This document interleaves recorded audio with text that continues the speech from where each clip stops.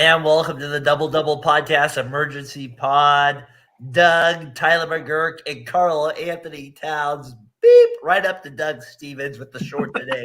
We got that with him 25 points. We got with a couple of as we come on. Doug and Tyler, two of my favorite people to podcast with. We don't get it very often, Mr. Stevens, if I can call you that. Of course. He's here today. We get Tyler McGurk on there with us tonight. Doug should be a fun show. Reacting to Game 4, the Timberwolves. Hang on here, 105-100 to keep the series going back to Minnesota. Mr. Barkley was not a fan of having to go back to Minnesota. Sorry, Mr. Barkley, you got to go back there. Doug Stevens, your first thought of the game here, game 4 here. Golf clap. Is that what you got? Hey, Heath Ledger Joker. Congratulations, Timberwolves, on showing a backbone at some point in this series. Fighting through some adversity late in the fourth quarter and actually holding on to a lead. Congratulations, boys. Congratulations, Carl Anthony Towns, for playing a good game. You are an absolute idiot for a majority of that game. I've never seen somebody just like clockwork have some of the worst fouls you will ever see. They make no sense half the time, but he played well, so shout out to him. Good for him. My hot take stands where it was. We will talk about it shortly. Edwards had a damn good game finally, and it took Kyrie having an absolute stinker for the Wolves to win this one. So shout out to the Wolves. We move on to Game 5. Good for them. I don't think it means that much long term. Tyler McGurk, your thoughts, Doug? A little negative there. What do you think there? It's a good one for the Timberwolves. Anthony Edwards still, as his numbers look great, still left a lot to be desired down the stretch. He did hit that one big shot. Someone get Carl Anthony Towns in the post when he has Derek Jones or Luka He has no Doncic post on game. him. He has no He post does, game. though. In college, we saw it. In the first year, That's been 12 years. Year he had it. He was Tyler. a dominant post guy. Okay, Tyler. Obviously, he's not.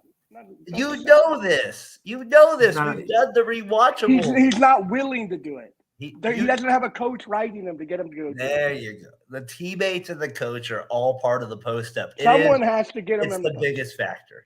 But anyway, we had a close game, and the Mavericks absolutely shit the bed. Nobody played good. Obviously, Doncic, he's going to put up numbers, totals, but his efficiency numbers weren't there. Nobody played good. PJ Washington was garbage. I guess Gafford was great. Gafford. Gafford that guy. What a stud. Why did nobody go get this guy when he was available? That was a playoff. Warriors, hello. It is that. Yeah, Warriors. Thunder. I mean, I don't know. It doesn't make sense. But to win only by 5 after what the Mavericks put out tonight, I don't know. We'll see if the Timberwolves do get one at home. That Game 6 will be a little interesting. I think the Mavericks, do they get tight? I don't know. But good game tonight. The refs were a little bit too involved for me. Yeah, I agree. We'll see how this goes.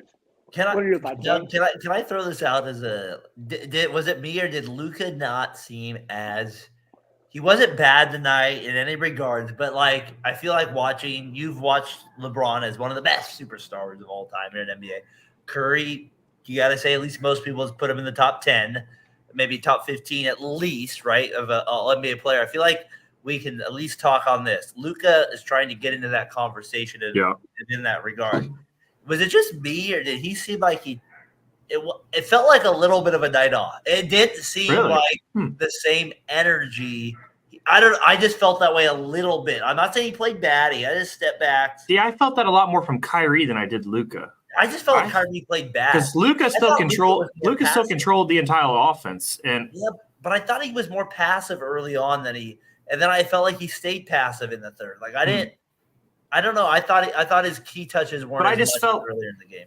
Okay, but question: if you thought he was passive, but the Mavericks were making those shots because a lot of those passes led to good shots, they just were missing tonight. If they're making those shots, do you maybe feel different? Because he very well could have ended up with 15 assists if they make open shots.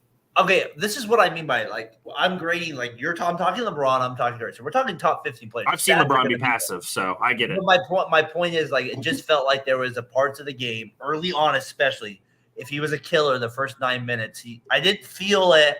He was there. He went 2 for I think 7. Like he was right, but it didn't feel like the same intensity if I'm closing out. That's just me being very picking on somebody like that, but it doesn't mean he played bad. Like 7 for 21, whatever. He's fine. He didn't shoot the ball well. I agree with you. I think Irving was worse. I just noticed a little. It wasn't the dominant. We're the best team. We're closing you out at home and we're winning the thing here. It just didn't feel like that energy that I felt like. And the Warriors have done that before. So Tyler, you have any thoughts on that too? No, I agree with you. I agree with both of you. I think he was a little passive, but he did get guys open shots, and his wing guys just weren't hitting shots. So, like, it makes him look worse off. He wasn't shooting the ball well early on, even, I guess, throughout the whole game. So, he wasn't great tonight. He just had a bad game. I don't know if it was passive, if he was just off, if he didn't have a sense of urgency. But he definitely didn't play a good game from Luka's standards. Yeah, that's fair. No, that's fair. I mean, maybe it was more passive than I thought, but I thought the passing was still leading to good shots, and I'm still gonna side on that being good basketball overall. But I do think that's fair. I expected him to put him away tonight. You know, like Tyler said, in a few of his shorts, step on their throat, take the game away, put an end to it. The Mavericks didn't come out with that tonight. What did they shoot? 14 of 40 from 3, still 35%. But, it just felt like they were missing the ones that they've been making in the first 3 games down the stretch, and that just never got going. I just give the Timberwolves credit. Scott. How about Scott Foster? Let's put point 2 back on the clock. Let me get another little just piece of airtime here in case anybody forgot who's officiating the game tonight. That guy is such an asshole. He has just, Tim Donaghy might be the poster boy for bad officiating and crooked officiating. You can't tell me Scott Foster hasn't been on the take for years. You can't convince me otherwise. Tyler McGurk is a baseball guy. Doug, you too. The Angel Hernandez. Hey, retiring today. A legend in the game. He texted me, "Oh man, Scott Foster." And I was like, maybe he retires like Angel. Who's the guy that I know his name? As soon as you say it, so obviously he's not that famous, but I can't remember. As soon as you say it, I'll know it. I feel like it was Crawford or something like that. Maybe it wasn't. Joey Crawford, The guy that ejected Duncan, was that who it was? Joey Crawford, I think. It was Joey Crawford when he laughed at him on the bench. He literally all he did was laugh on the bench, and he got tossed. That's what I remember these referees here. There's a great picture of Tony Parker and Tim Duncan wearing like mob things that says like "Kill Joey Crawford" and Joey Crawford and it's a crazy picture if you look it up. Awesome. You can find it on Google Images. I think I posted it on Instagram when I first went on Instagram. The reffing, though, in general tonight was just overbearing and too much. This is like the NBA #1 symbol we see is players going like this constantly. I hate it. God, it's so annoying. Something's got to be done about it. Too much. Jason Tatum yesterday, I hated that. I was like, Jason Tatum pushed off with your right freaking hand. How are you reviewing that crap? How are you? I know it happens more and more, but for whatever reason, Jason Tatum feels like he does it every play. He is literally wanting to review every play. Guys, can I know you brought him up, Daren. Is Jason Tatum like now borderline underrated? Like the way people treat him is insane. No, the way people he is treated insanely. He's one of the 5 or 6 best players in the league. He's way number 5. What? I don't think I could put him lower than 5. That's what I mean. But he gets treated like he's a scrub. He gets treated terribly. That's what I'm saying. You guys are acting like you don't know the deal. Like that's what happens when you're a top 5 player. It's win or you're a bum. That's what it comes down to. It just feels like Magic Johnson. I felt like I was the scum of the earth. I was like, dude, you still finished in second place to Larry Bird. You know what I mean? But it doesn't matter. Second to third to these great players and to fans, it does not matter. Win or bust. Jalen Brunson can 10 seated up as you know what. Like it doesn't matter. Like he's like those guys, it's underdog stories. For these guys that are considered the best, They have to deliver. That's what the bottom line is. Tatum holds more pressure. Like, I mean, we can go whatever. Let's go here with the conversation a little bit. Like as we move on from the game a little bit, and you guys can take it back at any point. Is Minnesota, but is Doncic?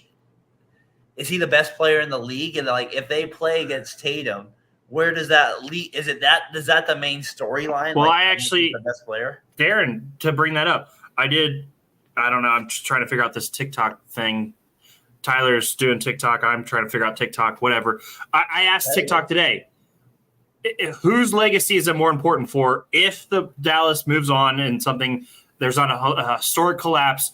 Whose finals is this more important for legacy-wise? Is it Luka or is it Tatum? Because I feel like Tatum is getting a lot more criticism and he's under the microscope a lot more than Luka right now. I guess I'm just not seeing the criticism you guys are. Like, I haven't seen like what do you mean? Like he hasn't played as good in like early rounds, so that right. He's getting torn apart for it. Tyler's making Jalen Brunson comparisons. That's how bad Tatum's been getting talked about. Yeah, but if you look at his numbers, like I'm saying, like if you're a basketball fan, you're not looking at Tatum playing like a bum. You're just seeing like what you saw like last night. Like there's inefficient moves at times. That's what I see from him. If I'm like being as the most critical fan, I can't see. He always relies on the going left, getting to the step back, and like every defender has to know that. Yeah. That's an elite defender.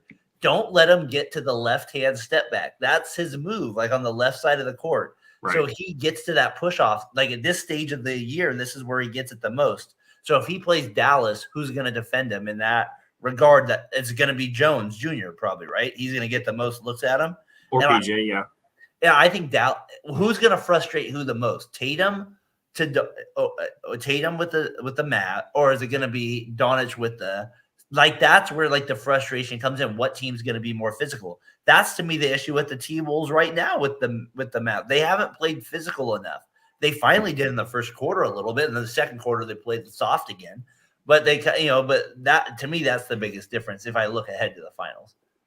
Okay, Tyler, am I making the Tatum stuff up? Have you not seen the same thing, similar stuff? No, I mean, Tatum's critiquing him for a couple of years. Tatum has the most points under 27 years. But he's incredible. He's in clutch, so he deserves some of it. He's incredible. I agree. He scored the most points in playoff history under 27. He's been brilliant. I agree. But you just said he wasn't clutch. And what I'm saying is there's moments, and like we're talking to finish. Everybody has moments. Look at Doncic. I get it. Like, and that's what we're talking about. He's not going to get anything tonight, though. It's going to go scot-free. My point. Will you agree with that? Yeah, he does play for the Boston Celtics, so he obviously gets a little bit more there. But my point is this: ultimately with Tatum, and I don't think you guys are, or maybe you are grasping, is like he hasn't finished the job yet. He has the best team this year. That's what it's looked upon. Finish the job in any order. Brown. I'm at last night game. I took a note. Never did a post game about it, but I get a chance to. There was a point last game where he gets a rebound. The ball kicks out to him with about, I think, 34 seconds left in the shot clock. So it wasn't going to be under 24 no matter what. And Brown's wide open on the right wing next to Carlisle sitting there, and he doesn't throw it to him. He backs it back out. He takes a step back left three eventually on it, and he gets it with 30 seconds left. My point is He loves that shot so much. My point is like, that's the stuff. Like we're talking the best of the best now. Like that's where these little things matter. That I noticed in that little situation. So I questioned Tatum in that regard. So yeah, is he better than Brunson, Tyler? He's way better. Episodes. You're critiquing. How many next episodes can we mention in a row? You're critiquing him on one possession. It probably happened more than one. He does that shit a lot. It does happen more than once. He does that a lot. On one possession where he probably had 14 rebounds that game, scored 28 points, and was efficient, hit his free throws, and they probably won. Great. No, Tatum. But that's why I'm asking, because it feels like great defense too. We can guard 1 through 5 in certain matchups. It feels like we're a lot more critical of Jason Tatum than we are Luka. I like Luka more. Don't get me wrong. I like Luka a lot more. Better. I just feel like we're more critical of Tatum is all. Luka finishes the games better. That's the balance. But Luka's a better playoff performer historically. That's my point. Tatum only has so many moves in the I don't know if that's true. Because Tatum's got the 76ers, the 51 against the 76ers. He's got the His best He's got game the- versus the Tatum's Bucks. been great in the playoffs. He's got that Look at his, 42-point first game two against years. the Bucks. Yeah. The Bucks game 6 is his best. That game they were down 3-2 and he takes it to that. But then he just stunk against you guys in the finals, and he was just stunk. The whole And that That's really changed people's minds. And that's my only thing is like we're talking like, and like I said, like we're talking now, and the conversation I'm thinking, guys, is like we're talking to win. Elite is elite. This is like a different level of like it gets slower. Like I always think of our famous 2016 Game 7 where Doug's Cavs did win, but that game was like cement. It was like a rock. You know what I mean? Like like the intensity, the pressure, what you can get to on offense matters. And we're seeing that back to this game just real quick. That's what the T-Wolves don't do in clutch situations. And this, to me, game wasn't really it didn't really feel – they delivered, but it didn't – like I said, I felt like Luka was off a little bit there with it. But I question the T-Wolves at any time getting into what they want. Like, this is what we're going to get to. Yeah. I think they're never – I'm with you on that. Anthony Edwards has terrible over-dribbling habits. But he's 22. He'll figure it out. Like – so you think people will give him Towns is in the same way though? Towns just floats where he doesn't hold the ball too long. He just doesn't. Catches the ball way too far out. It's just bad player awareness. Where do you want the ball? Where are you going to be most effective? And he just decides, where am I not going to get touched the most? And that's 5 feet beyond the 3-point line. So I'll hang out there and catch and shoot. And he made them tonight, so it worked. It was nice to see them both be aggressive, especially in that first half. Right. It was nice that they finally waited till the meaningless game 4 when they're down 3-0 to really, come out and throw some punches. If they win Game 5, does Dallas get a little nervous? I would if they hope don't win so. Game 6, it that's gets a little scary. Yeah, Game 7 back in Minnesota, that would be why that if that happens. I mean, Tatum might be better than Luka. No, I think Ohio Sports Talk. We've lost. Wild takes. Little wild takes. He's an NBA fan, that's for sure. No, we got the Variety Sports Network. I was going to mention here. We got Doug Stevens here with me all season long, and we'll be back with you next year. Breaking news there along the way with Tyler McGurk, trying to work him into a 3-man rotation. We'll talk to Emily about that, see if we can get her to be aboard of that with it. Tyler McGurk, as we work that lady to work. We got to do that too. As we got that with it, Tyler, Doug, I got this part with it. I want to know, like, as we work our way to the Celtics versus the Mavs, can we put like just an end to the Pacers a little bit too, real quick, and then we'll kind of circle back. Then we'll circle back to the finals, and then potentially our T-Wolves thought we'll end it here on that. But what do you guys think of the Pacers? Like Tyler, I said it on my short the other day, or today I think it was. Your boy from Arizona was out. Does that make a difference in a series like this? Is it another score? Does Arthur make a difference if he's in enough? Like, I'm curious, like Halliburton is the guy I'm referring to. Like, you know what I mean? Like, I just don't think I feel like the Pacers, when you say fluke, that is a fluke run. Like that to me is that you say, to me, that's the fluke run. Is like these guys weren't prepared for anything like this. It was, but I feel like anybody in the Eastern Conference, the same thing was going to happen to them against the Celtics. That's where I was. Fair enough. I think the Pacers, they didn't have somebody who could get a bucket on their own. Like Pascal can, if you create a couple on a pass, he can. If you get a little head start, he'll get a foul, get to the bucket. He could hit a mid-range jumper. He could do a thing. Nemhard played out of his mind. McConnell played out of his mind, and they still couldn't even finish out a game. So, like, the roster's missing something. Mathurin coming back. I don't even think they were going to keep Mathurin. I think he's a trade piece in the offseason. I don't – because Nemhard, Neesmith. I was going to say, does he even fit in going forward? Yeah, what do you do with him? Like, there's a certain – somebody's got to go. There's not enough minutes for all these guys. I'd love to see him play a little more because I think he is a good player. But as far as the Pacers go, Carlisle left a lot to be desired. I thought he was the best coach of the 4.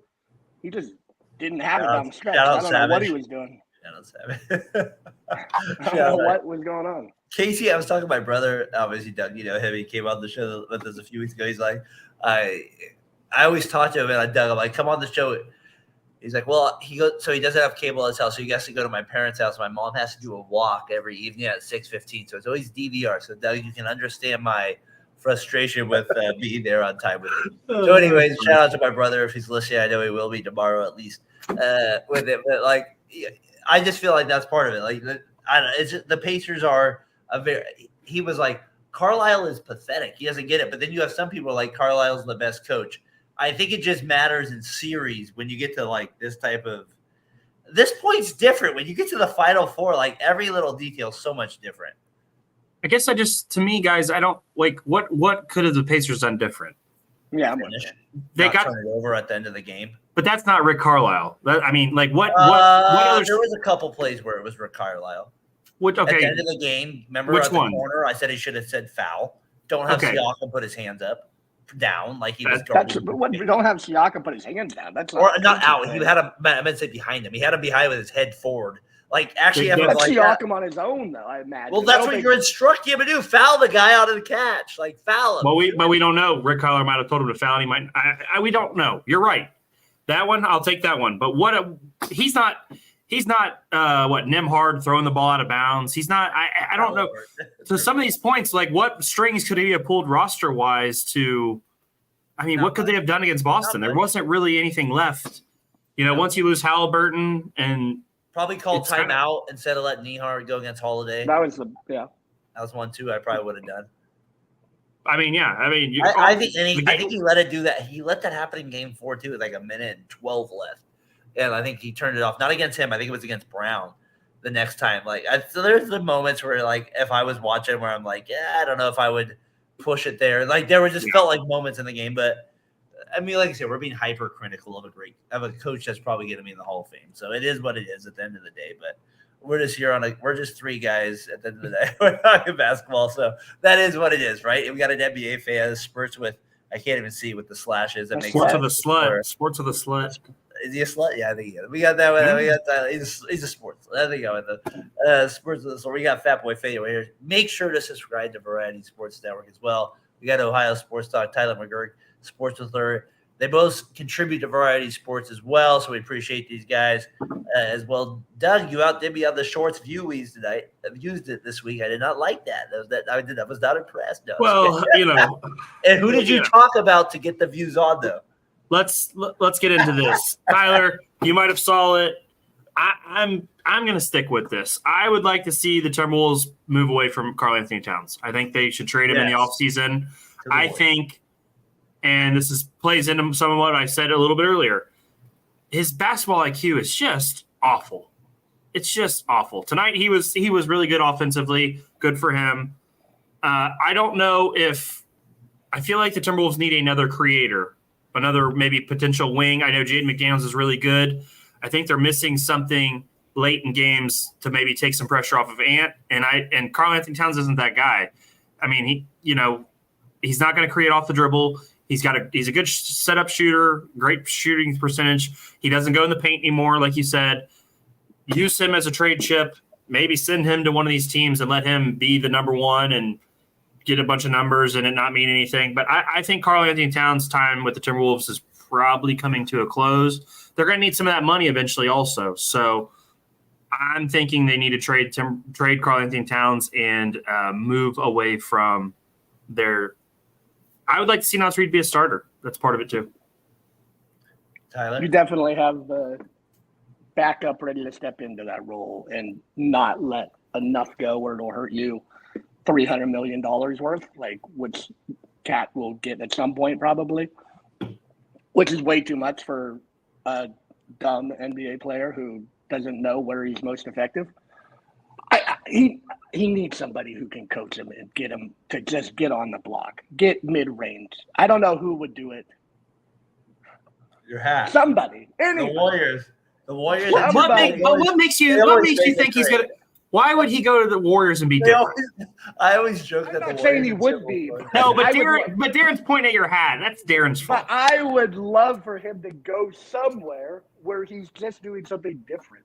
I think he'd get a lot more open three-point looks, and he's clearly a great three-point shooter when he's open. I don't think anyone would doubt that with Steph just causing the gravity that he does. But when you need a bucket, having a 7-footer who has a great touch, he's a great shooter. He's not people who say he's better than Dirk, the best big man, they're idiots. Like I think you as an NBA idiot if you think he's a better shooter than Dirk. I hope that doesn't hurt anyone's feelings, but that's just how I feel. No, It's also not the same. Great shooter for a big. Like he's a very good shooter, and if you could just get him to one bounce and go, that's it. That's all I want. Get 15 feet from the hoop and one bounce either way, and I'll be happy as long as it's not backwards 8 out of 10 times, which it probably would be because he is soft.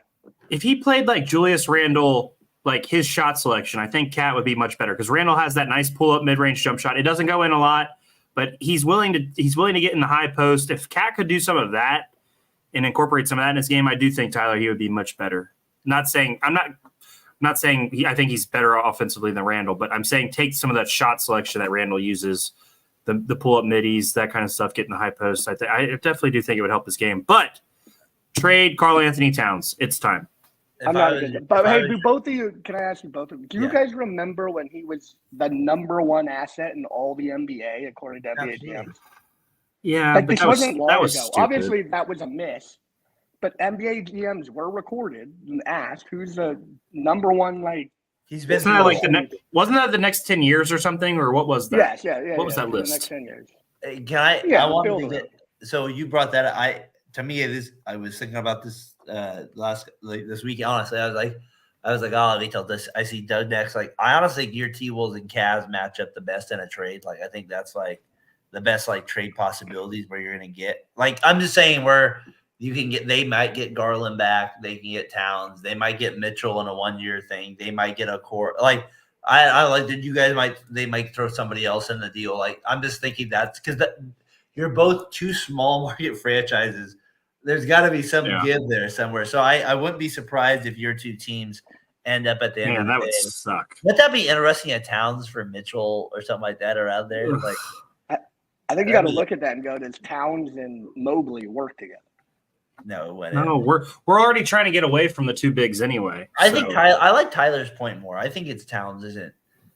I don't think they don't use him. When I watch him, I'm like, what are we doing? Like, he shouldn't be at the – I hate when bigs are at the three-point line unless you're, like, a special, like, different big. Like, but that's what Cat does now. No, that's all be at the elbow. If you're at the elbow, everything matters. Like, everybody can shoot threes now. So even if you're throwing it out to Alexander, he can make an open three. It's not like you're throwing out to Jock Vaughn and he has to step in 4 feet. Like, you have guys that can make threes. Like, be at the elbow. Like, I don't understand. I just never will understand this thought process of not getting to the elbow if you have an advantage over somebody. It's mind-boggling to me on every sense. And a coach, I don't get it. Like, I just don't get it. I do not get it. Tyler, I don't get it. I'm sorry. I don't get it.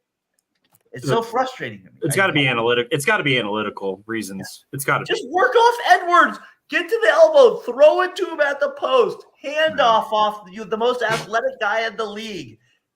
Towns can make a free throw at 50%. Like, there should be advantages there. 87%. I just don't get it. Like, watch Gasol and Kobe play. I don't get it. Like, it does not make sense to me. Gasol also had a post game though.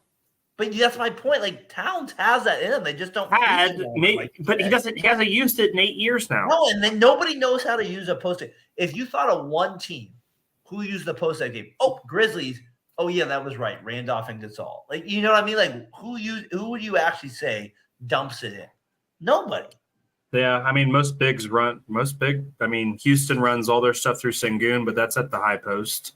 Jokic, and that's Jokic does a lot of his high post to the 3-point line. Well, he's too bad though if you're Minnesota, right? Sabonis does a decent job in the paint.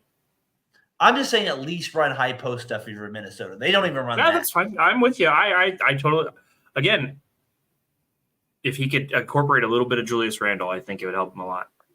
I don't know. I think he should go to the Knicks. I think he should go to the Knicks. Incorporate a little more Julius Randle, you'll get that. I get the shot selection. That's the shot selection. The sentiment I never thought. What do you guys think of Perkins saying he wishes he took that? Is Gobert getting too much heat for like his defense, like this not mattering? I honestly, this is how I look at it. I've always said this. He sucks at offense. Like, he sucks. Oh, he has no direction. He has no direction when he gets the ball. He doesn't know what he wants to do. He has no idea how to get to the spot. It's directionless offense. How have you made it this far in your life without having a baby hook at 7'2"? Can I put it like this? This is who I think of. Like if I'm giving Gobert a little pass, like saying, okay, you have a little art, is like, let's put Ben Wallace in his career type trajectory. Like I'm just saying, like where he's third number scorer, like does he make the Hall of Fame? Like I'm just asking that, like how does that, like Ben Wallace went on a team where he had 3 other good players, he had a defender. Does Gobert fit that where he's like, okay, he played with Hayward, he played with these guys. Should he be better? Like he's limited offensively. Ben Wallace was as limited offensively as you can get. So I'm just wondering, I don't know, like, is that the guy you think of? I don't know, that's who I kind of think of, but could Ben Wallace guard any of these guys we're asking Gobert to guard? No, but he was never asked to. I don't know. That's where my mind goes. I know, it's just asking too much of him. No, because that's what the modern big is. All right. The modern big is asked to do this. That's what the But offense. The guy has 4 NBA Defensive Player of the Year. He's rewarded for doing this. It's not like they're like, this is what we're asking you to do, and then he's getting rewarded for this crap. This also goes into a different conversation of regular season playoff basketball. Absolutely, he always gets ran. He's been ran off the court in playoff basketball. Yeah, I mean, in Utah, it happened a lot. It doesn't. Terrence Mann won a corner for the Clippers. He was considered one of the best pieces on champ. That's why it's not considered this like NBA thing. Like, no, Gobert he's a 4-time champion. Like, if he, like most players would think, like this guy's a effing beast. Are you talking about Ben Wallace? I'm talking about Gobert compared to Wallace. Like, I think most people would look at like he should be better than what he is in the playoffs right now. Like, doesn't give the map. Like, I feel like he's not living up to what, and I feel like Perkins for the first time might be right in the fact that I think writers are starting to realize if you do nothing to lead to a championship and the team has to think about taking your candy, out of the game, you don't deserve to ever be in the thought process of a defensive player of the year. But Ben Wallace was the 4th best player on this team. He wasn't asked to do other things like this. So do you think Ben Wallace then, do you think that's a good comparison then? Like if he played right now, like in the way he played, like he wouldn't be in the Hall of Fame then, right? It's just so, I don't know. It's such a different game from then. I know. I think it's the difference between Larry Brown and Chris Finch. All right. Larry Brown's a good coach. But the responsibilities just feel like they're so much different. I don't know. The only thing I know is every single number points to, in the regular season, points to Gobert being the best defender in the league. I understand it, guys. I've watched these games and I'm like, Naz Reid should be playing instead of Gobert right now because it's pointless. It's bad. When it gets to that Final Four, it just matters so much deeper, right? Like that's what we're talking about. Yeah. Logan, baseball terms, we'll put it like this. But like Arenado's batting 256. Get your act together. That's what's happening right now. I mean, that's what's happening. My biggest issue with Gobert is he shoots layups like he's 6'2". It's ridiculous the way he plays offense. Floater, even when he gets fouled, it's always like this. I don't know. Watch Drew Holiday do a left-handed post move. Drew Holiday has a great post game. He's 6'2", like Tyler. He's like Tyler. You're right. It's pathetic. There's 6'2" guys. He did it like 2 or 3 times to Mobley, and I'm just like, how is this happening? Why is he so good at that little move where even Mobley, who's a good defender, couldn't figure it out? I was like, this is so annoying. But Drew Holiday, better than DeMar DeRozan, though. We've made that official with a poll, right, Tyler? The poll came in. The poll results came in above DeMar DeRozan. All 9 of you. Drew Holiday. Logan, I never want to hurt your feelings. You're a good soul to me.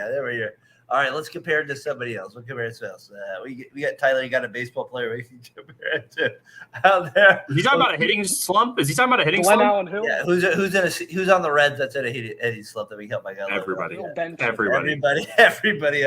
Spencer Steer, he's still in Everybody- jersey. Everybody is below 250 right Mr. now. Steer, I don't like that. We don't. I wanna love do that. Spencer Steer. That guy's a hell of a person. What a Hell of a jerk. human being. What a jerk. What a hell of a person. We got that. You know, when you lose so many games in a row, you start looking at them as human beings instead of ball players. You got to take it into consideration. These guys are solid guys. They're just nice guys. I bet Guy Ford. That's what I meant, right? I Hey, met him. Just a solid guy. Flavortown. How about Flavortown? I told you, but you said I live in it. I was like, that's literally where I do live. Like literally where I Actually, I was like, yes, that's where I live in the same city. you should have got him for the show tonight. I should have said, hey, you want to talk a little NBA? He said he was You out know of he's town. not busy. He said he was only in town for one day, so he made a special appearance. Did any of the kids ask him, as a full-grown adult, do you feel like you need to change your hair color at any time? There was none of that. Nobody has the balls to ask that question. Tyler, Doug will have no idea what I'm talking about here, but I did ask him about Johnny Garlic. So I did ask him about what happened there. Johnny Garlic's, the restaurant in Winter. Oh. I did ask him about that, why that closed. That was one of his originals here out here, Doug. Because he actually, that's where his first restaurant was the little place I worked. So anyways, that was fun. All right, hey, back to the game here. Finish it up kind of. We're kind of going full circle with it. All right. Let's take it back to what we have the potential of Celtics Mavs, and then we'll finish it up with the T-Wolves have any chance, and we'll call it a show here. Where do you guys at with this like whole Celtics like Mavs talk, like Kyrie back to Boston? Like where are you guys at with all that stuff? Like Tyler, where do you feel like with Kyrie coming back to Boston? Like is Luka the number one storyline? What do you would be the biggest storyline of a matchup like between those two teams? As of now, Luka's the number one storyline. But if Kyrie goes back and acts like he did in Brooklyn when he went to Boston, that instantly becomes the number one storyline, and that makes you think Boston's going to kick their ass in like 6 games or 5 games even. Yeah. So I think Kyrie's maturity, if he has really matured to the guy he seems to have this season with Luka and being the second fiddle and being happy doing it. Even when he was under LeBron, he seemed like he kind of wanted to be the number one guy. And he demanded his way off the team because of it. So, like, I think if he comes in, he doesn't let Boston get under his skin because you know that crowd is going to be raucous. They're going to be crazy. They're going to say some things that they probably shouldn't say. We'll see how Kyrie reacts. I think Luka's the number one story because he literally has a chance of being a top 3 player of all time, top 4 player of all time if he stacks championships. So that's the number one story. But Kyrie, like, in the instant gratification, will be a very big storyline, how he reacts to this Boston crowd, in my opinion. Doug? Yeah. I think the for Dallas, the storyline's definitely Luka's first championship, and then secondary is Kyrie's time in Boston, the nasty breakup, all that kind of stuff, the Boston crowd, the way they feel about him. I think that's number 2. And then on the Boston side, I think it's got to be, can Tatum close the deal? How, is Jaylen Brown, how close is Jaylen Brown to being as, if you watch them on a random night, you could see Jaylen Brown and be like, is he the best player on this team? I know Tatum's talked about that way, but Jaylen Brown is such a damn good player for not having a left hand. It's insane. But I think, Luka first, can he get his first championship? Then the Kyrie returning to Boston is 1-2 for me right now. And then obviously can Tatum close the deal and get his first championship.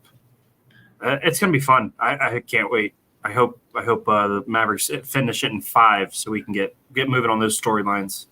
Just very quickly, has Luka passed Jokic as the best player in the NBA if he wins the championship this year? If he wins, yeah. Yeah, I believe so. He takes the belt. I think so. Oh, we're gonna let's have the Russillo Simmons debate on this podcast. Is that what they have? They use the belt. Yeah, they were talking about the best player belt. That's funny. They went back 40. Well, Bill went back 40 years. I was like, holy shit. I can't go back 40. We might go back 40 in here in a minute when I get to Daren, you're about to turn 40. You got to go back 40. I am taking 40 in August, so I'll get that. I was talking to my mom and dad. I'm like, I'm like, does it make you feel old that they're 40? Of course, my dad. Hell no. He's like, it makes you should make. Give me a Sam. Yeah, exactly. Hey, these are my things. Can Tatum close the deal? You guys mentioned Luka. To me, I think an underrated thing is Horford. I feel like I'm kind of thinking through it a little bit. Like, you guys know me, I do the college most of the time. I post a college picture every day of somebody doing some sort of thing. And once in a while, I'm always like, it's crazy to think Horford, I'll see him come across. I don't post it, but I'll see it a lot of times when I look back, and I'm like, he's been around a long time, and like he's outlived Brewer, he's outlived Noah, and like I'm wondering what it'll be. I kind of want to have this conversation, Doug, more come off season, is like, if they win the championship, where does Horford kind of rank as like a random longevity guy? You know what I mean? Like, as an important guy, like he's been on a lot of good teams. Like, doesn't mean they won a championship. He's always been solid, and he's lasted a long ass time. So he's there with it. The Celtics coach, Mazzulla, like I feel like he took a lot of heat. He seems like he's gotten them back to the finals. So we'll see what happens there with it. And then Porzingis, and that will be a big deal with him too. So we'll see where Porzingis lies if they get back to the finals.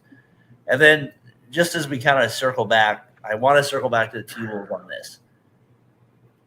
Naz Reid said that if any team can win 4, it could be there. And I was like, well, no. But Tyler, I'm also – and we talked a lot about how good the Mavs are. The Mavs are very – not the best.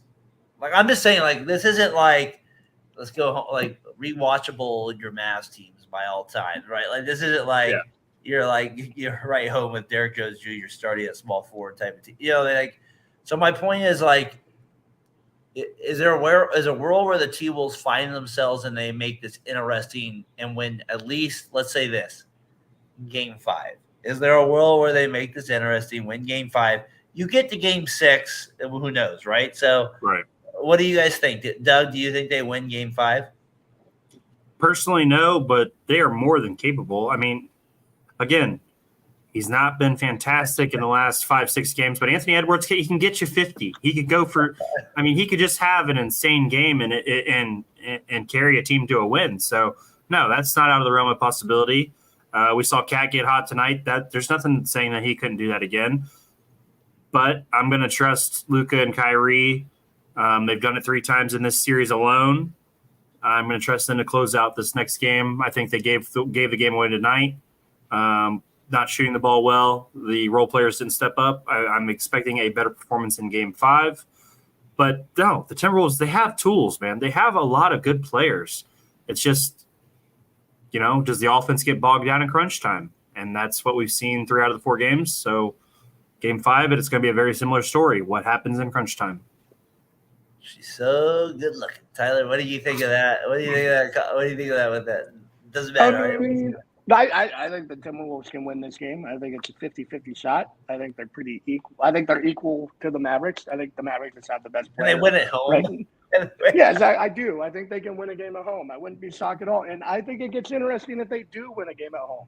We haven't seen Luka win many huge games. No. We've seen him be great. But if Anthony Edwards, which in the last 2 games, he's not shooting the 3-pointer like he was the first 2 games, where he was shooting like 10 a game. He shot 2 and he shot 5. I like that number. Go to the rack, shoot your mid-range, and do your thing and create space for other guys. Get dunks, get Gobert, easy layup, get Cat going to the hoop. And Cat needs to just score. And Jaden McDaniels, once again today, was he hit a couple big threes. That every time he shoots, I expect him to miss. And when he makes one, I just so when he's hitting shots and at home, I feel like he has a better shot. I wouldn't be shocked at all if the Timberwolves win. Luka's probably best win was Game 7 versus the Suns before he played the Warriors. Well, that game wasn't ever close though, so I don't know. Is that? I would feel like that clutch game. I guess. I feel like the game before that was more clutch. What was it? Game 6 where they won? Yeah, no, that was winning all those. I guess was clutch. Yeah, but I mean, just because the Game 7 turned into a big ass blowout, so I don't know. But yeah, no, you're right. You're not wrong. Could you imagine if the freaking Suns took Doncic instead of Ayton? We'd have Booker and Doncic, and that'd be insane. How about if the Kings took Doncic at number 2? That would be nice too. How did Vlade drop the ball on that? I've heard He rumors knows that, he would know of all people how good this kid is, and he's still like, what are you doing? Should have been fired the next day. it's funny. I thought Marvin Bagley would be better than it was, but I hope in my basketball brain, if I saw some video of Doncic, I wouldn't have been that dumb about it. So we'll see. I heard there was like some rumors. He said he didn't want to play for the Kings. I've always Who told would? Tyler, just draft a guy and tell him to go trade himself somewhere. That's Yeah. what you're doing. Who would ever thought slow and white would be the thing to be in the NBA? Slow and white. It's in. Top It's two in. players in the NBA. It's in right award. now. Hustle award of the year. Hustle award. You get that. You get TJ Uh, McConnell. MVP. TJ McConnell. TJ McConnell, the favorite next year, is the rumor. You get that. Herder, number 2. Yeah, that. Pods is right there. Pods. Pods, yeah, Pods. Hey, guys, I'm telling you, the all American white team is slowly getting better. We're slowly wait till we get Cooper Flack next year. Just saying, just give us some time. We're coming around. We have a guy Coming over back, 6'8". guys. Yes, We're coming back around, guys. Miles Plumlee at the starting center. Christian We're getting Laettner. Christian Laettner rolling over in his grave. Imagine the early 2000s being like slow and white's the thing to be. We're gonna win MVPs at championships. Did you guys ever Never see? in my life. When you think early 2000 white guys, who do you think, Tyler? Todd McCullough? That's who I think. Yes, but do you guys remember the Sports Illustrated article? Are the Pacers too white to win? Yes, I do. I did not Yes. remember that. It had their starting lineup on there, and it was like, "Are the Pacers too white to win?" On Sports Illustrated, it was insane. Oh, It's really yeah, awesome. gee. The answer is always yes. Todd McCullough. The fact that he was The a answer is starting always center, In the NBA Finals. starting center on an NBA Finals team, and yes. they're like, you're gonna match up with Oh, Shaq. next, yeah, NBA You're gonna Finals. match up with Shaq. Good luck. Like Brad what? Miller gets under his skin. What an advantage. Brad Miller. No, that guy can play the game. He gets under his skin, Tyler. What an A great high post passer. advantage. We get that. We get Vlade as he count down. We get like so. Can we smoke cigarettes on the sideline at the same time? We get that. Oh, that's funny. We should have that. Will be a good one. This off season. That should be one of our shows. We'll see what most views ever. All right, so we get that with it. Hey, so T-Wolves, they extended. I think all of us were a little shocked going in. Yep. I thought they would maybe the Mavs would finish it off. So it sounds like we're kind of split on it a little bit. Tyler thinks that the T-Wolves won't be surprised. You expect Doug the Mavs to maybe finish it off. I'm kind of more with Tyler. I kind of think it will go 6. I think they'll make it a little bit more interesting to finish it off. All right. Any last final thoughts on these series? And then I'm going to get to kind of my finishing thing here. Tyler, any final thoughts you have on this? We haven't had an Anthony Edwards game since the mid part of the series against the Nuggets. We've not been critical enough of him enough, you think? He's 22. He gets a bye. I understand that. He does. And he played well against Denver, right? Knocked him off. Yeah, he's done enough to. I mean, That's a good point, though. LeBron never got crushed until he made his first finals. So I mean, I think it's fair. 23. I think you give him a pass for at least another year if he doesn't get it done. You think that's why Towns is taking most of it right now? Probably, huh? Well, that and he And literally just hacked a fan in the stands and got his 4th foul for no reason. Coach, Review that bad boy. Coach, come on, bail me out. Coach, I smacked him across the face. Can you just review it, please?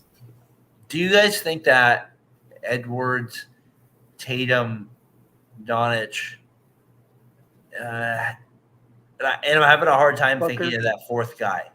Booker. Booker's a little older than they are. No, but I'm saying, is it Embiid? But he gets hurt. Like, who is the 4th? Embiid's older than Booker. Is it Giannis? Is Giannis? And if I'm talking West right now, like young guys, is Jokic still in that conversation? He's better than Shea probably is the 4th. I don't know why, but it feels like Jokic is older. But he's really not. But would you consider Jokic the best player? I would in the say West, SGA.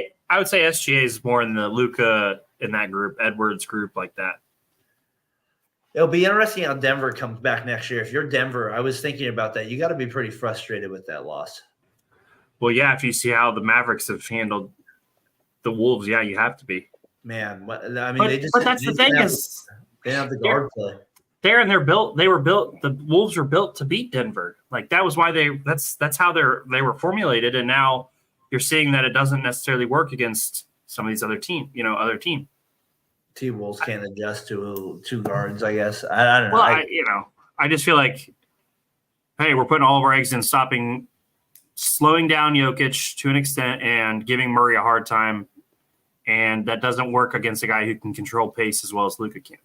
And Michael Porter sitting the bed and his brother getting arrested for gambling and one of them running over another person. I don't know. I think the Nuggets are fine. They'll be right there next year. I would like to see them do something, I still think they're the best team in the NBA, if I'm going to be honest. They did lose, but that's the team that I would say if they're going to play most teams in a 7-game series, they'd win 90%. Do you think the Nuggets will have a better chance to win than the Mavs? Do you think the Nuggets will have a better chance to beat the Celtics than either the Wolves or the Mavs? Yeah, but that's because KP and Al Horford have no shot with Jokic. No shot. But what made I guess when I rushed game 5 and 6 against and I just didn't. Towns was incredible. He was incredible. And it's crazy to watch him now, and you're like, who is this guy? You're like, it's not even the same person. I'm trading the guy. I know. 2 weeks ago, I was like, sign him long term. He's great. He's figured it out. Skip Doug. Trade him. But I mean, seriously, he was really good against Jokic. He made Jokic work for everything. He was. And that game 7, Towns was crazy good in that game. But can I be critical of the Nuggets here, where Minnesota does that? They have Jaden McDaniels and Anthony Edwards who can keep Jamal Murray. Murray's a lot easier to guard in front of him. Exactly. That's why I always downplay how good Jamal Murray is. I think plus he was injured. To be fair, too. Okay, that's fair. But I always Murray's good. Don't get me wrong. Downplaying how good he is and saying he's as much as popular sentiment is. I think he's a little worse. I'm not saying he sucks or he's not. I just think he's worse than popular sentiment. And Anthony Edwards just beat him up. And that makes it easier when you're the guy who's your scorer in like flurries, where Jokic is your best player. He's going to have the ball. But Murray's so good off those screens. And Edwards is probably the best getting around screen, or he was that series. And then you have Jaden McDaniels when Edwards goes out, who's another A defender. They just matched up perfectly, like we mentioned before. Yeah. That fourth quarter, Edwards put on a defensive classic. I want to give a little shout out to one of the he's one of the more fascinating players in all of NBA to me. Like, I like this is literally since I saw him at UCLA. I'm just like, how's this guy been in the league? How does he operate? I mean, he scores 2 points tonight, but he's still kind of effective in a weird way. Kyle Anderson, he plays 25 minutes, goes 1 for 3, 4 rebounds, 4 assists. He somehow ends up with 3 steals and 2 points, and you're like, he played well. Tyler, like I was thinking, like, and you can think of it for a Cavs standpoint. I was like, he's not Livingston. Livingston scored 12 points. Like I can't think of a guy like Kyle Anderson, like where he just has this weird impact on a game where he's just like there, and you're like, he does. I guess it's Iguodala. I don't know. I can't. No, it's not Iguodala. It's maybe literally you know what it is. It's lately there is a guy at your local YMCA who just knows how to play basketball. Who's just in the right spots. He makes the right plays. He's a solid defender. There's just a guy at every random YMCA that just has that game, and he has that game. He just knows where to be. He knows the right spots. He knows exactly what his limitations are. He's a great role player. I mean, he doesn't need a bunch of shots. Does he fascinate you the most? He fascinates. No, I hate him. I can't stand him. Well, who does he? Does there like Tristan Thompson for me? Like I guess, but like no, I feel like Tristan was more in your face with like 14 rebounds. I feel like Kyle Anderson's like, we're gonna give you a little 7, maybe sometimes a little 3, and then a little 8. Like Tyler, he's the oddest player in the NBA for me. Every time I look at a box score with him.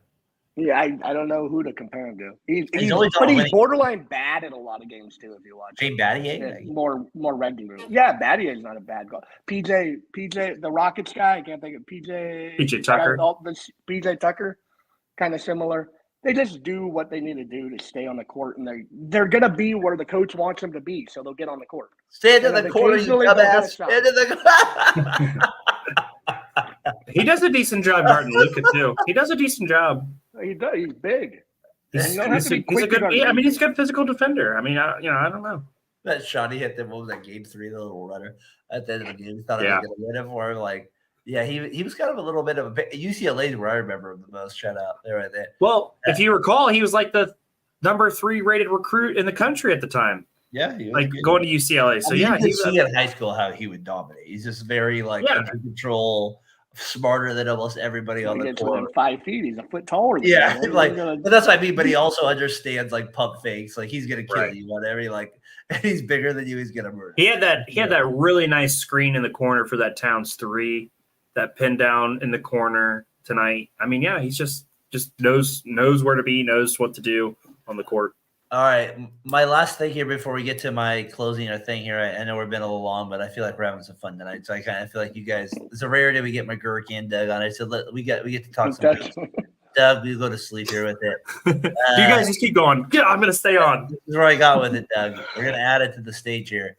Mr. Bill the Thrill. He passed away here. I don't know whether I know a lot of people were critical of him because he was kind of a little goofy at times with his announcing and stuff, but I always took it as an act. Like in my head, I took it as an act because on NBC he was a little bit more serious in games when he needed to be and stuff like that. He did finals games, obviously, back in the early 2000s, stuff like that. And whatever. Me and Tyler, I'm going to deep dive in it with Tyler on Sunday a little bit more. I've been doing some research with it, getting ready for the show Sunday. But for me, I know. Yes, if you were listening to the game and you wanted to know nerdy stats, he wasn't your guy. No. But I did appreciate this other aspect, knowing he knew the game better than we knew he knew it. This, him kind of being as we call it, a dumbass with it. And Tyler, you've talked about it many times, so I kind of just want you to start with it, then I'll go to Doug with it. What do you think of Bill passing here before I get to kind of, to me, one of my favorite ones with him and Frank Caliendo? Well, I think you set me up for failure here because as an announcer, he was not my favorite. He was good in the NBA Finals when Shaq was there, but once he went to the Pac-12 network, I don't want to rip on the guy. No, you don't have to. The Conference of Champions. He was terrible as an announcer when he went to college. He just talked about how they haven't won a championship since 1997. I don't know. It's asinine whenever he said baloney. Was he entertaining? For some, yes. He wasn't my cup of tea. He was a great basketball player. He was great when he did the Lakers with Shaq and Kobe and Tim Duncan and the Spurs with those Ginobili. He was great then. It just kind of fell off. He kind of became a caricature of himself. But saying that, he's one of the greatest basketball minds. He's written books. He tells crazy stories. He's had on KMBR. Tom Tolbert asked him, how you doing? And he went on this 30-minute spiel about nothing, without even another question. So he was just an entertaining fella. But wasn't my cup of tea as an announcer. But rest in peace to Bill Walton.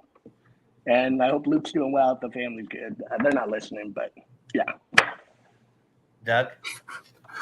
Oh man, just the way he would articulate things was just so fascinating to me, and of course, he would get caught up in a story while there's a 12-0 run going on in a Pac-12 game.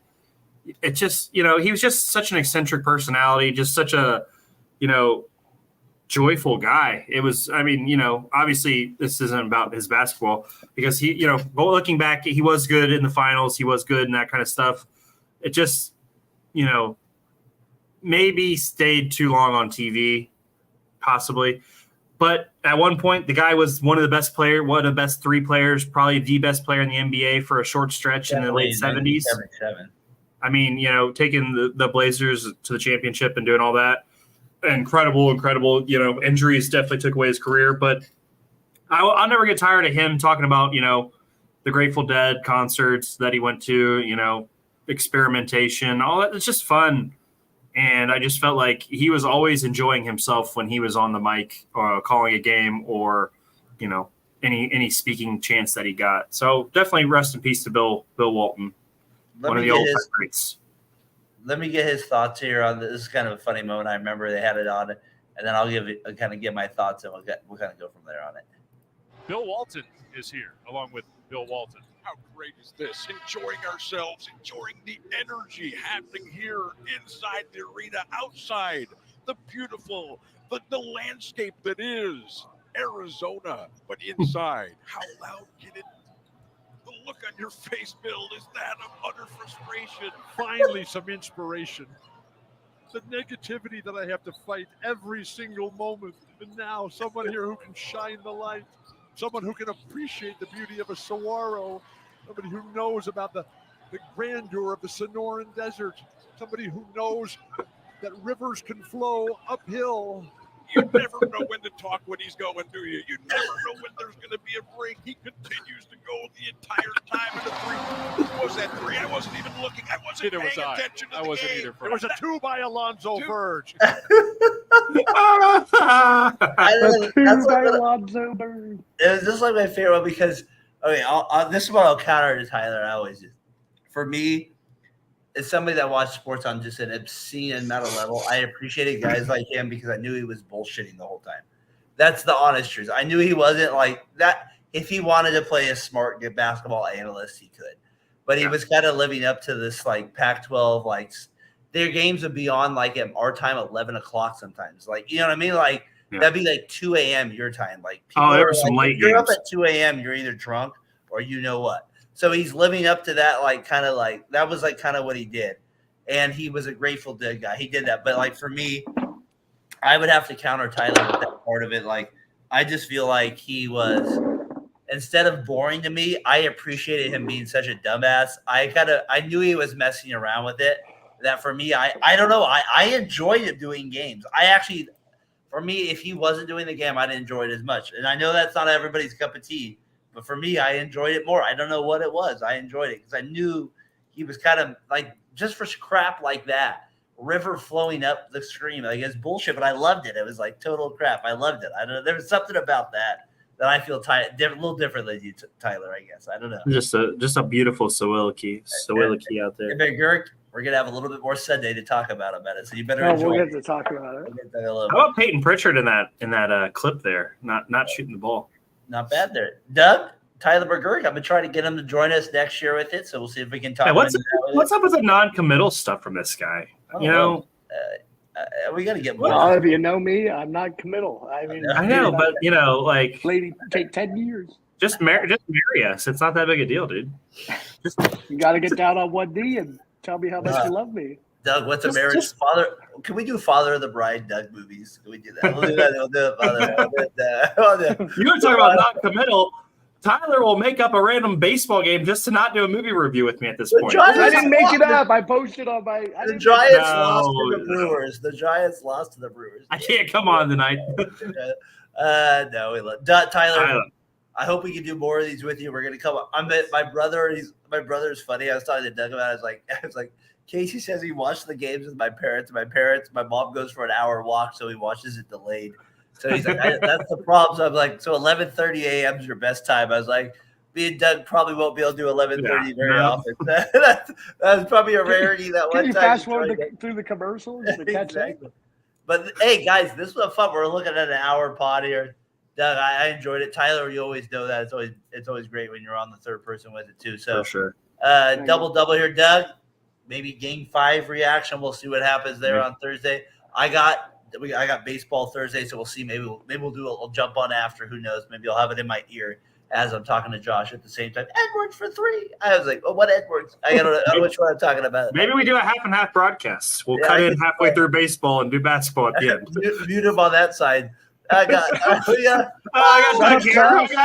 got Doug here on the line. I'll call in and talk basketball with you. All right, F you, Doug. Back to Josh. All right, what do you got there? We go that side. So we got there's a hell of a pitch.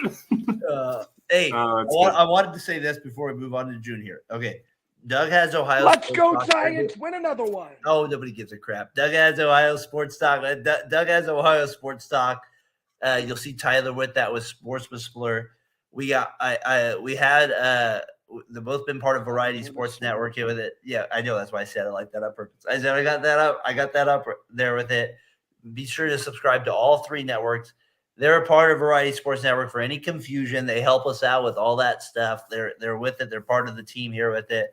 Just like we support them on their stuff that we do, just like we do with Fat Boy Fadeaway. All of that is the same idea, but we're all kind of on the same team working together, trying to give the best content possible. Thank you for anybody that's Double podcast regulars here as well. our guy Jesse out in Fresno. I know he tunes in quite a bit here as well. So appreciate you. Watched a little WWE just to get myself updated, just so I can watch your guys' pod as well. The other sports show. Little shout out there to those guys. I like to, as they know they. I think Jason's from Fresno. Or Jason's. Jesse's the guys. I always get them because of the J's. He's from Oregon. Jason, excuse me, they were from Fresno there with it. I know he tunes in. He goes to the AEW matches quite a bit there. Yeah, I like that guy. That guy. That guy gets it. My apologies. I appreciate them. Sorry about the name there with it. As Tyler knows, that is not a strength. Names are not his specialty. That is not a specialty. It's a weakness. That and spelling, according to Ryan from BSE. So those are weaknesses I got to work on. So, but Doug, another good show, man. Appreciate you doing it with us again. It looks like we'll probably, hopefully, maybe we'll do another one here this weekend, getting ready for the finals. If the Mavericks can finish the job, I guess. So we'll see there with it. So, and you guys doing? When you guys doing another Ohio Talk Sports show? Thursday night we will be back at it. It was had a good show last night. With a little bit of Reds excitement. 4 games in a row, and then talking about the Cavs potential coaching hire. Looks like we might be taking Kenny Atkinson away from you guys potentially for the head coaching job. So just some fun stuff going on right now. Hopefully the Reds can win this series against the Cardinals tomorrow and keep heading in a better direction than they've been. Tyler. The Atkinson diet is always a great way to go. Tyler, it's not even like the Guardians exist in Ohio. My goodness. Here's the thing. Those guys are playing so well that it doesn't even matter. They're playing incredible baseball. They don't need it. They don't need our help. The Reds need everything we can get them. We're giving them everything we've got down here. Tyler's asking for Nick Lodolo in the second inning of a Reds game. We need all the help we can get down here. Tyler, I think Doug's line of the night, I don't think we can beat it, is, speaking of MLB, is I think Scott Foster might be the next Angel Hernandez. So I think that might be – it's tough to beat. Yeah, I think that's the tough line to beat there with it. Tyler, appreciate you joining on again, man. It's always fun when you can join on. Hey, sure. I think we need to reset this. Put 0.2 on the clock. Tyler needs more airtime. We need more Tyler airtime with it. All right. You two can sign off. I'll sign this thing off. 0.2. Thanks for having me, guys.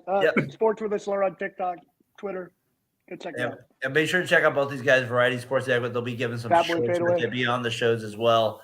They all joined me on 7th Inning, Talking the Grid on Tyler. You've seen Tyler on there the last couple of weeks. So be sure to do there. We're up to 570 subscribers, looking to get to 600 by the end of June. So if you got anybody there, tell them to kind of tune in there. These guys will be part of that the whole way. So appreciate all of you. For Double here, Doug Stevens, for Tyler Dirk, I'm Daren Breyer. We'll see you guys on the next one.